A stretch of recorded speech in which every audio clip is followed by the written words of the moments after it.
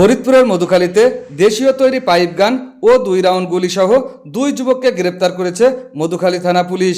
22 ফেব্রুয়ারি 2026 সোমবার রাত আনুমানিক 10টা 30 মিনিটের দিকে তাদেরকে নিচিন্দপুর এলাকার একটি কাঁঠাল বাগান থেকে গোপন সংবাদের ভিত্তিতে অভিযান চালিয়ে আটক করা হয়। আটককৃত আসামিরা হলো মাধব ঘোষ 36, পিতা মনমতনাথ ঘোষ, অসীম শিকদার 21, পিতা অরবিন্দ শিকদার, গ্রাম আকসুন্না, থানা বালিয়াকান্দি, জেলা রাজবাড়ী।